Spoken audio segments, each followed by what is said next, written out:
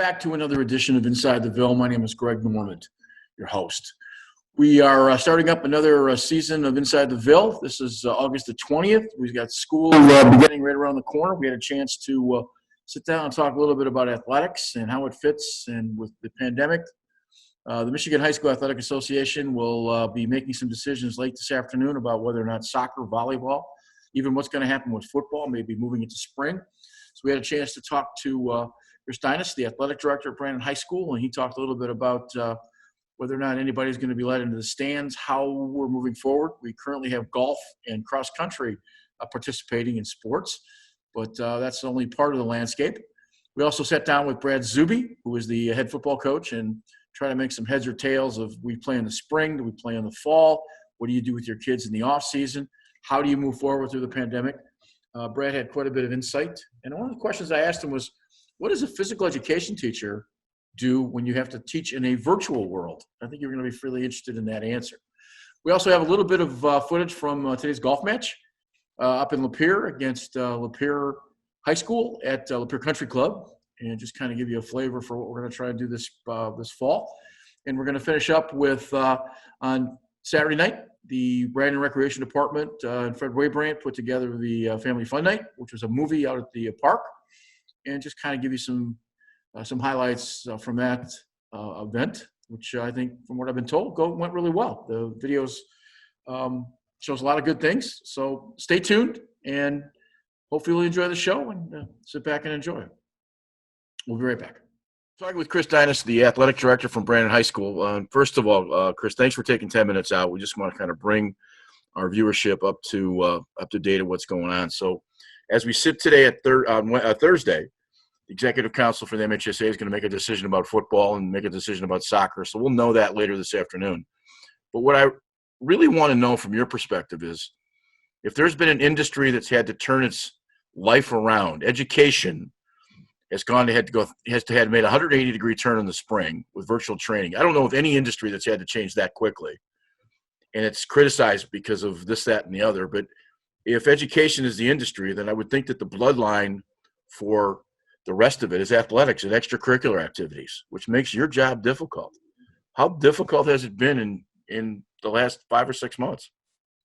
It hasn't been easy, that's for sure.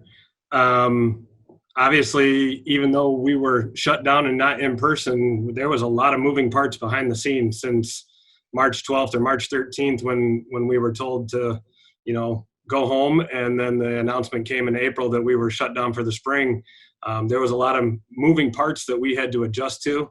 In talking with my coaches, and this has been our philosophy, coaches have to make in-game adjustments constantly. Right. And that's what we're doing. We are constantly making in-game adjustments based on the information that we have on any given day. And there's been multiple times since, end of March, early April, where we think we have a plan and this is what we're going to start doing and preparing for. And then a week later it changes. And sometimes not even a week later, 2 days later.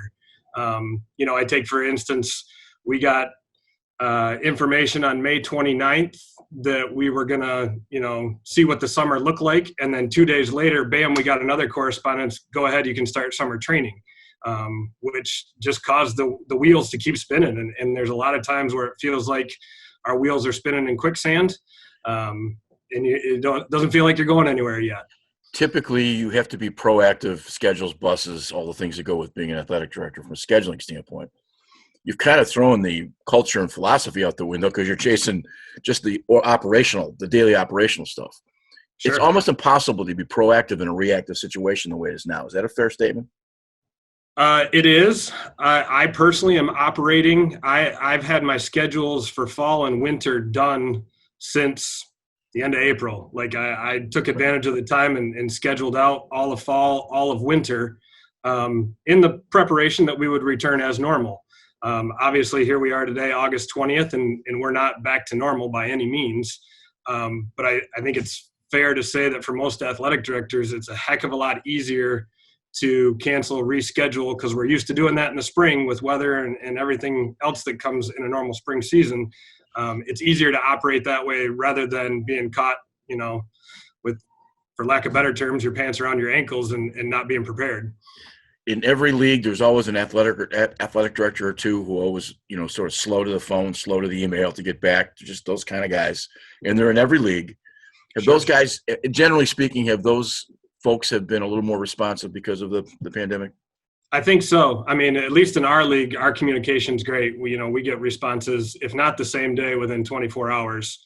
I can't speak for a lot of other leagues, but I will say during this pandemic, it might have been, rather than 24 hours, if I was trying to contact somebody across the state, it might have been 3 or 4 days. But I think everybody is on heightened alert and more attuned to their emails, their text messages, communication in general. As we talk on August 20th, currently we are playing golf. Am I correct? Yep. Golf team played yesterday. We played yesterday. We got some video of that. You'll see that at the end of the show. I believe they played up in Lapeer Country Club. Right. Yep. Soccer is not playing at the moment, but we may find out this afternoon that may change. Right.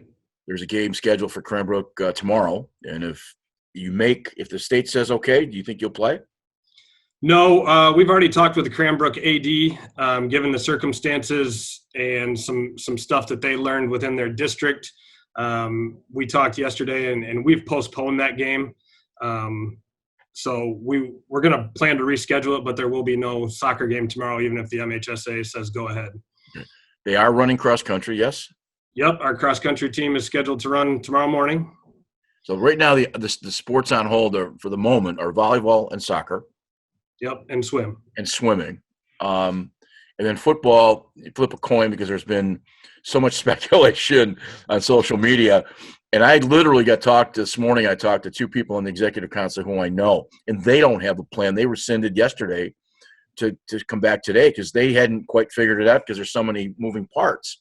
Sure. And yet I get on social media this morning at 8:30, and I see all of these solutions that have already been tossed around.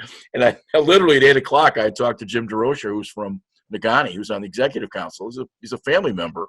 So I've just kind of kept up with him, and he says it's a laugh because he's in the meeting and he doesn't. And he's got friends. He's got called friends. He said Channel 6, the TV station from Marquette, called him up mid-morning yesterday to tell him that they'd heard that all of this had been settled. I mean, there's just so much speculation.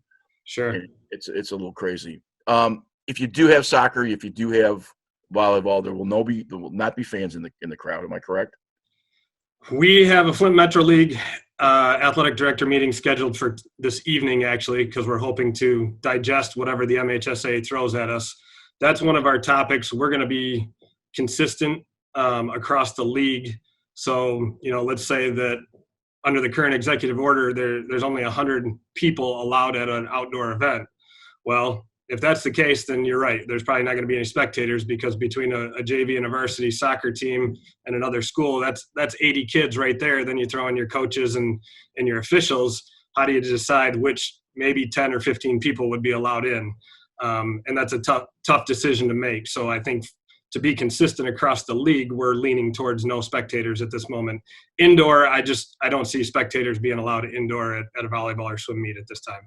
One of the things that we've had a brief conversation, one of the things we're working on at the moment is to try to figure out if maybe we can't do a game or 2 a week live through streaming. And part of that's just getting the licensing. And I have you can do Facebook, but we actually have a live stream that runs our regular station. So for the moment, we're trying to figure out what's the best. You can't shoot a game with an iPhone. It just doesn't make sense. So how do you if you bring all the equipment, now you're bringing bodies. And if you bring bodies, you go back to the same discussion. You can't social distance. So same thing. If we do games and we have a 1-camera shoot, we'll make sure we get them up the same day or first thing the next morning. But it's the same movement for you guys from that standpoint. Yeah, and that was one of the things we did this summer to prepare. We put a Pixelot camera at our stadium preparing for football season, thinking that there would be no fans, but we could at least live stream the game. We put a Pixelot camera in our gym to be able to live stream volleyball contests. So we were preparing for those things. Unfortunately, at this time, we don't have a Pixelot camera at our soccer field. We don't have one in our pool. So if and when soccer and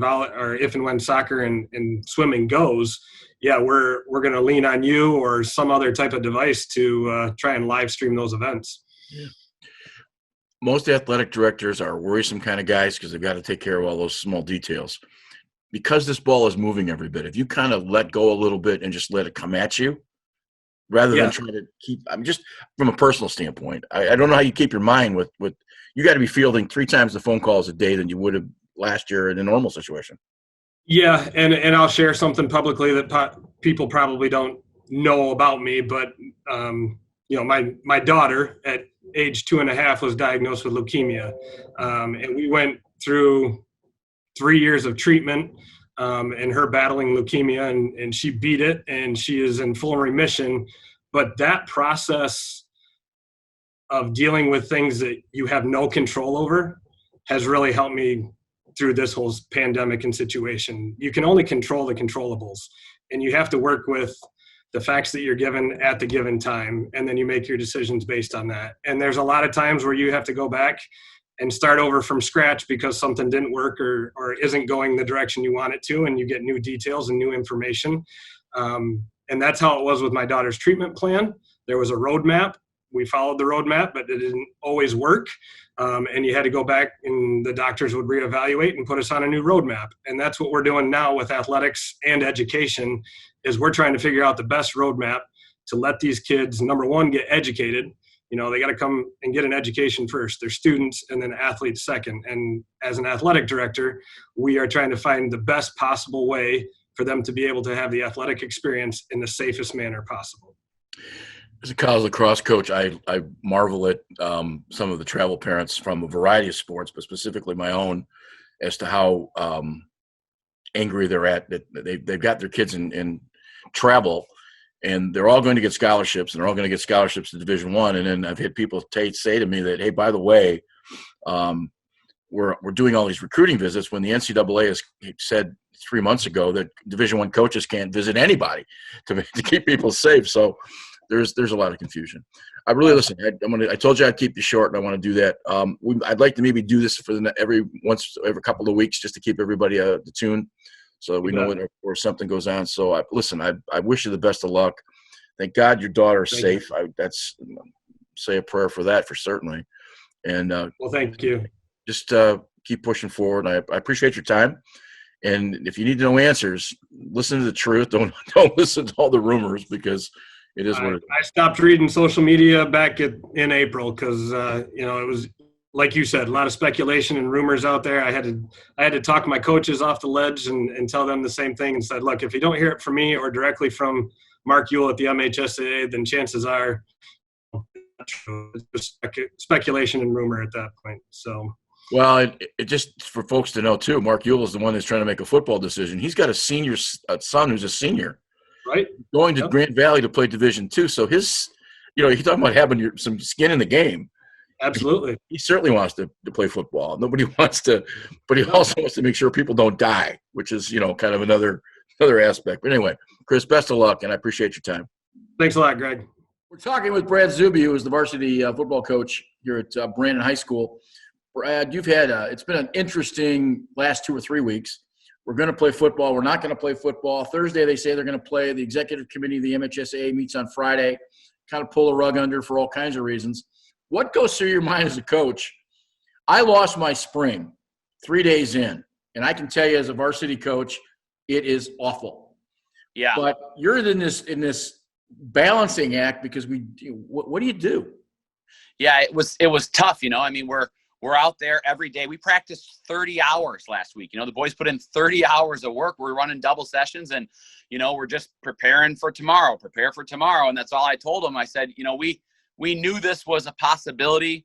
We knew in the back of our minds this could happen, but we were just pushing forward because that's all we can do, right? So that's how we roll. We're just pushing forward every day like we're going to play. And then, we're halfway through practice on Friday and, my phone starts blowing up in my pocket and that's how you find out. That's disappointing too, that, we were not notified in a better way. I think that Friday announcement could have been handled a lot more professionally than us, getting a news release and then having people text you and blow your phone up versus, a more, a better chain of command there to get the information out. So, we just called practice at that point and brought the boys in and broke the news to them. And, they were devastated. Even though we knew it was a possibility, the further the week went along and the more time we got in, we kept thinking, okay, maybe this is going to happen. And then, they made their decision, and now we're, in a little bit of limbo here, trying to figure out how to move forward and what's going to happen. August the 20th, about 1 o'clock, 3 o'clock, 3:30, somewhere in that time, they're going to announce some things. And one of the things they're going to talk about is going to maybe spring. And now the discussion becomes spring 1 or spring 2. So my question to you is, spring lost their season. They want to bring football into the spring and give them the opportunities before they give the spring sports. Should you guys be playing first or second? And let me add to the point of, if you play first, you got to think of everything north of Saginaw. It's got snow on the ground in March. Right. Yeah. And the farther north you go, the less turf there is, which is compounds the issue. And I think somebody told me the other day between up north of Saginaw, there are 6 turf fields, and that includes the UP. So we're talking Traverse City, Alpena, Marquette. We're not talking about – there's a lot of schools up there that are Class C, Class D. Your preference is playing first or second? Well, I mean, I almost think we would have to play first because, as it is with the spring season now, you being a lacrosse guy, knowing how the field conditions are, and the baseball guys, they seem to always get their first 2-3 weeks rescheduled and moved, and fields aren't ready. So I think football, we almost would have to go first, right? Just because we can play.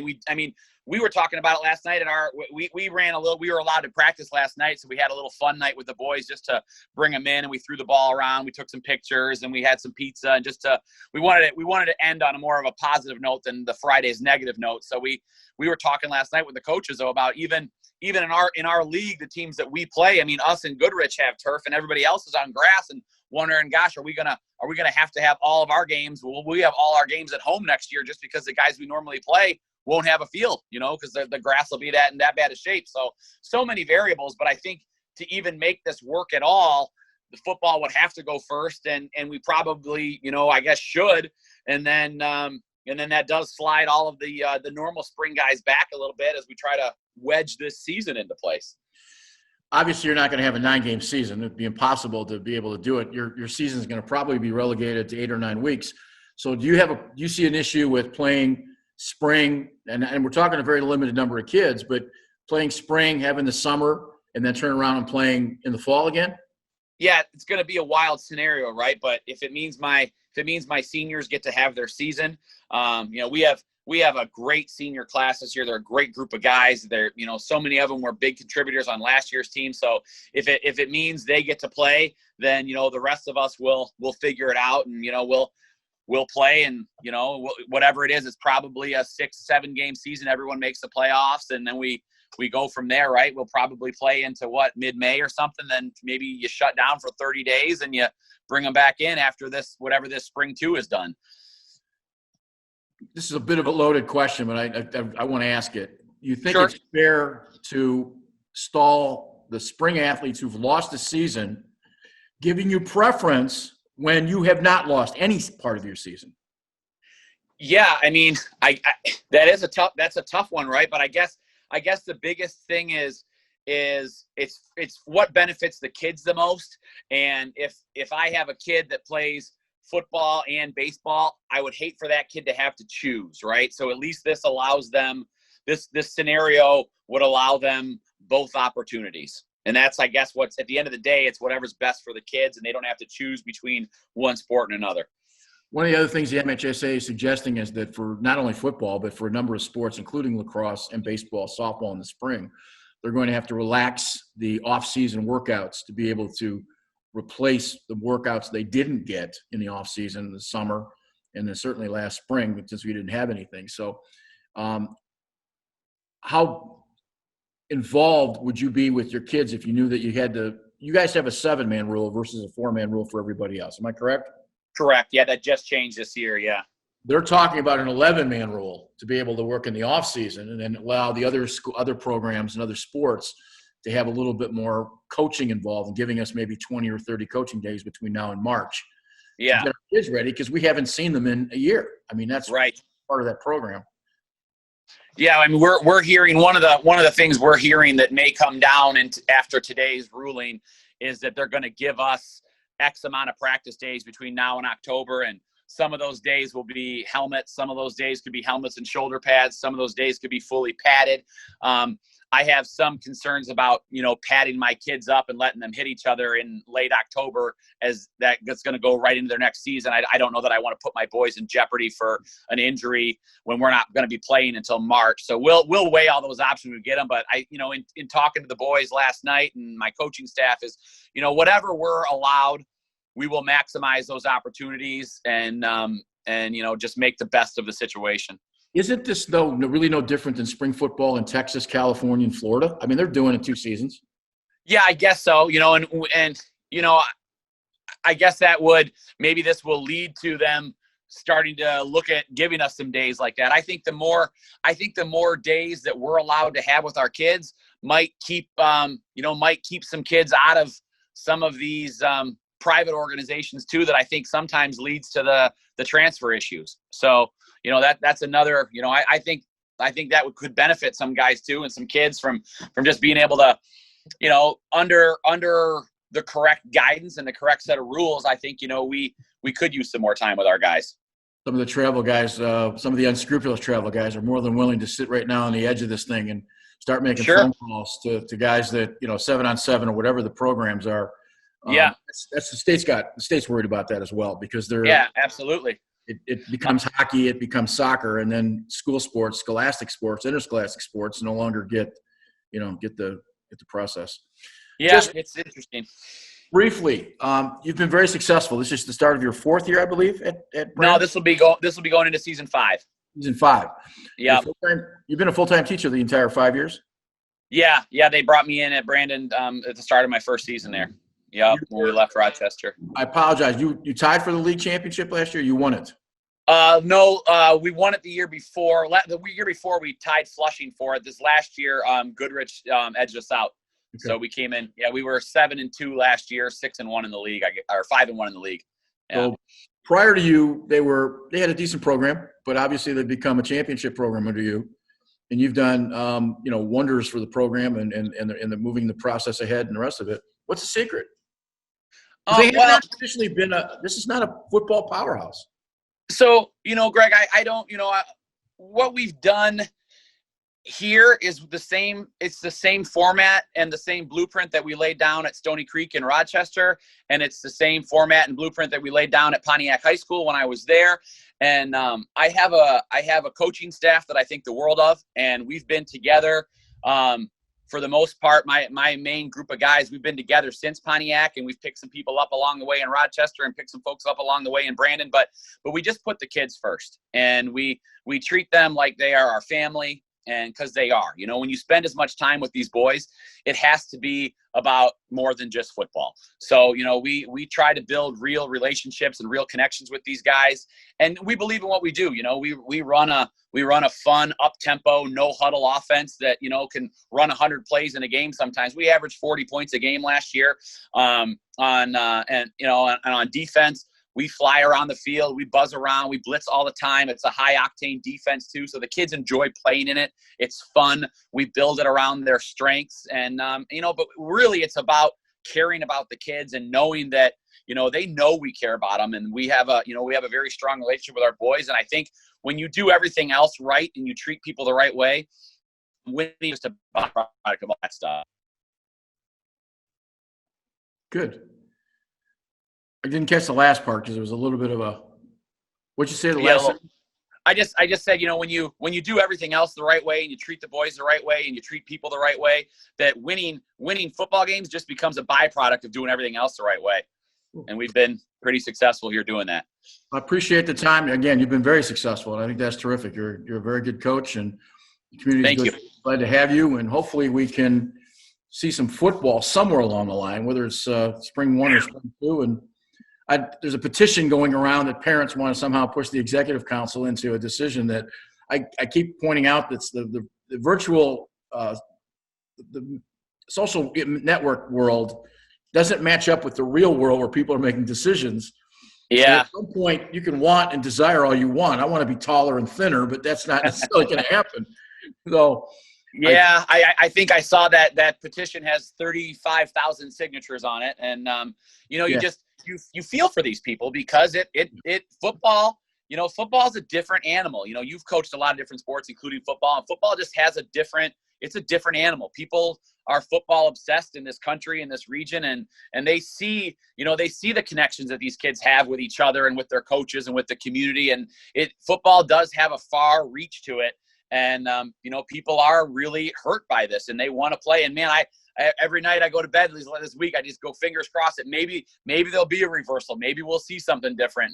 And they're talking about letting the Upper Peninsula play now. And, I can see a lot of people down here being, losing their minds if that happens, but anything's possible. In talking to your athletic director, I made a comment earlier yesterday when I talked to him for this show. I said, of all of the industries that had to change their model and just sort of find another path when everything shut down in March, education was as quick to the table with a new process with virtual learning and sort of twisting everything the way we go around. And I think teachers don't necessarily and coaches don't necessarily get the credit for how fast things did turn around. And then if education is the vehicle and sports and extracurricular activities are maybe some of the gas that fuels that, these balls that are in the air are literally changing every day. Yeah. And that being the case, it's hard to plan, and you're being more reactive than proactive. So I get it. Yeah, it's on the education side, we hear something different every day, and in talking to our administrators, they're doing a great job just trying to stay on top of all these changes and everything we hear. And, when the teachers are great and they'll roll and they'll figure it out. In Ortonville, we're planning on going back to school and everyone's going to do their best they can for these kids. Ortonville's a great community. I've loved it here. We've had a great time and it's a very enjoyable place to work and everything. Last question is just something that popped in my head. Yeah. Bricks and mortar, teachers have to writing, arithmetic, social studies. You're a physical education teacher. Yeah. Oh, you have a virtual education class. So in the springtime, what we did, when they shut us down, is we launched into these platforms and we used our Google Classroom what I did was I assigned, I have about 300 students, I guess, maybe 200 and 300 students. I assigned them all a daily workout. Sometimes it was a video, sometimes just a program workout we had, and then they had to answer a few questions about the workout and submit some documentation that they were doing the workout. And then I'd find a different article that related to the workout or to a different sport, a history of a sport type of thing. And they would answer the questions on the article and they would keep a fitness log of everything they did. And we had a final exam project for them to build themselves their own at-home workout they could do for the summer. So just trying to get as much meaningful work in as we could. It certainly doesn't match what I'm able to do in the gymnasium or on the field with my students, but we made the best of it. Yeah. I did not know that. I think that's pretty terrific. So that's pretty cool. So just trying to keep moving. Yeah. Well, listen, let's hope you have a successful season, either maybe, who knows, maybe this summer or this fall, and if not next spring. We'll certainly keep in touch, and best of luck, and I appreciate your time very much. Yeah. It's good to see you again, Greg. Thank you.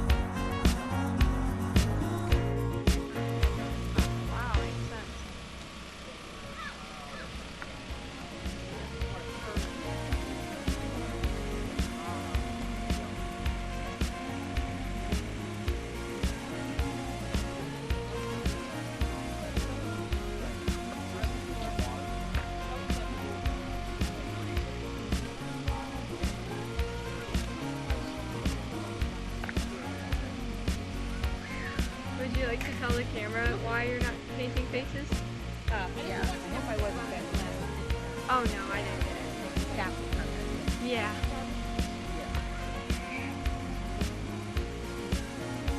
Yeah, I'm Carol Deal, and I've been face painting for about 6 years. I'm an artist. And I know the kids miss face painting, so I decided to do arm, hand, and leg painting. And I do that also all throughout the year. I do about 35 festivals. So the kids love it.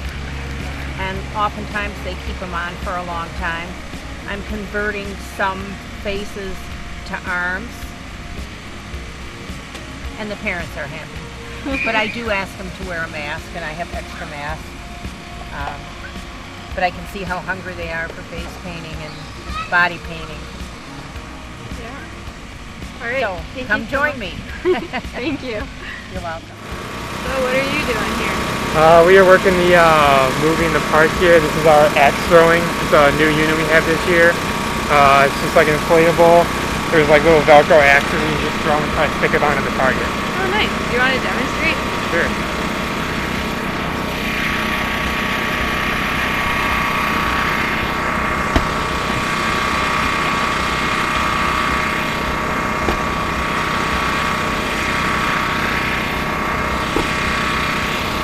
Bit of a challenge, but it's fun. Still fun. Thank you very much. Yep. There All is right. Are you excited to be out here today? yeah, we're looking forward to a lot of folks, which is be a lot of fun, a lot of kids, getting free hot dogs and being able to see a movie. It's really good evening for families to get out, keep their social distancing, keep apart, and have a really good evening watching the Trolls. Oh, good, So good. it should be a really good movie, and it is a lot of fun, yeah. Awesome. What time does the movie start? Dark. Oh, okay. All right. Is there an actual time, Fred? No, dark. Okay. Awesome. Well, thank you so much for planning this. Okay, yeah, well, thank you. Yeah.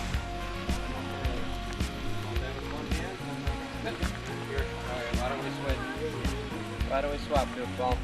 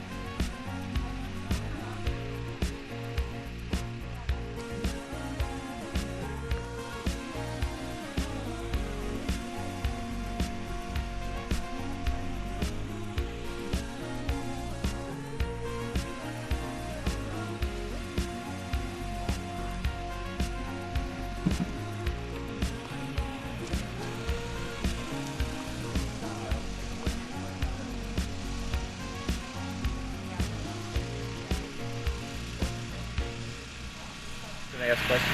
Yeah. Okay. So, do you plan this event?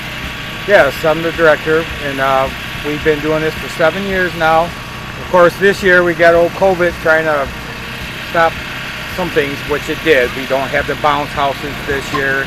We don't have the petting zoo this year. But we did improvise. We're going to do some kid games on the hill. Maybe get a chance to come over there and watch the kids have some fun. We got axe throwing, which is a Velcro axe throwing, Multnomah County Park. And then we got the playground open, walking trails, things of that nature. So we'll do our best to make it happen for the kids. And then next year, when we get it through this COVID thing, we'll bring back a lot of the activities that are missing from this year. Awesome. Thank you so much. You're welcome.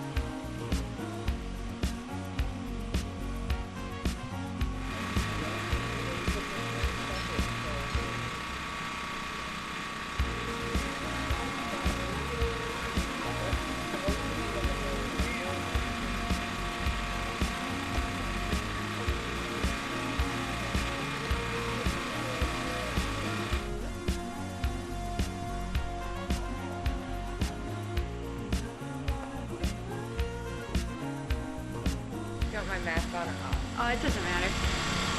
It's so hot. Yeah. So, what are you doing here? I'm selling $5 paparazzi jewelry, Oh, all cool. lead and nickel free. Nice. Are you excited that the festival's happening this year? Which one? This Oh, one? this one. Yes. Kind of disappointed that we're not having Septemberfest, but this is also a fun event for our town. Yeah. Have you come to this one like in years past? Yes, I'm actually with the Ortonville Rotary, and Oh, we cool. sell duck race tickets for Septemberfest here every year. Cool. Are you guys planning on doing anything special in the Rotary Club? We don't know yet because we haven't had any meetings because of COVID. Oh, okay. Well, happy to see you out here. Thank you.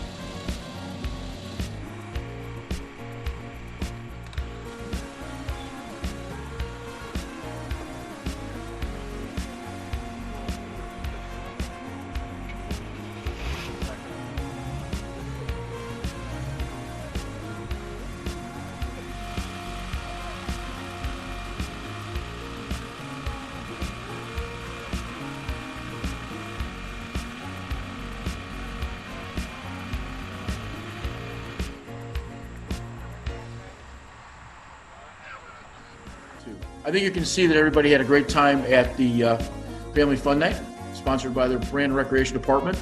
That's always a fun event.